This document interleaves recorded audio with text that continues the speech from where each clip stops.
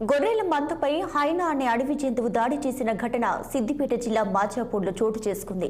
పన్నం మల్లయ్య అనే గొర్రెల కాపరి తన గొర్రెల మందను రోజంతా అడవిలో మేపి సాయంత్రం తన వ్యవసాయ క్షేత్రంలో గొర్రెల పాకలో తోలి వెళ్లాడు. ఉదయం వచ్చి చూడగా సుమారు 65 గొర్రెలు చనిపోగా మరో 20 గొర్రెలు గాయపడి ఉన్నాయి. గొర్రెలే జీవనాధారంగా జీవనం సాగిస్తున్న మల్లయ్య అక్కడి పరిస్థితిని చూసి బోరున విలపించాడు. గ్రామస్తులు ఫారెస్ట్ అధికారులకు సమాచారం ఇచ్చారు. ఘటనా స్థలికి చేరుకున్న ఫారెస్ట్ అధికారులు గాయపడిన గొర్రెలకు చికిత్స అందిస్తున్నారు. గొర్రెలపై దాడి ఎలా జరిగిందన్న కోణంలో అధికారులు విచారణ చేపట్టారు. సాయంత్రంలోగా సంఘటన ప్రదేశంలో సీసీ కెమెరాలు ఏర్పాటు చేస్తామని అధికారులు తెలియజేశారు. ఈ నేపథ్యంలో గొర్రెల కాపరి మల్లయ్య మాట్లాడుతూ తాను గొర్రెల ద్వారానే జీవనం సాగిస్తున్నానని, ప్రభుత్వం దయతలచి తనను ఆదుకోవాలని కోరుతున్నాడు.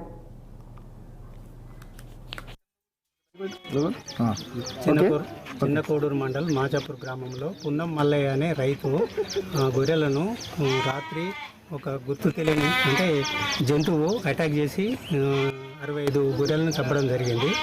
అయితే దాని పగ్మార్స్ మేము ఐడెంటిఫై చేస్తున్నాము. వాటి కొలతలు తీసుకున్నాము. ఐడెంటిఫై చేసిన తర్వాత ఏ జంతువు అన్నది మేము చెప్పగలం.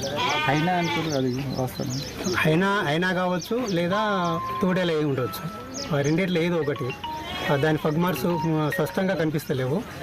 కొంచెము నేల గట్టిగా ఉన్నది కాబట్టి స్పష్టంగా కనపడడం లేదు. వాటి ఫోటోలు తీసుకున్న తర్వాత వాటిని ఐడెంటిఫై చేసి చెప్తాం. గతంలో కూడా గొర్రెల మీద దాడులు జరిగినాయి సార్ మాచాపూర్లో.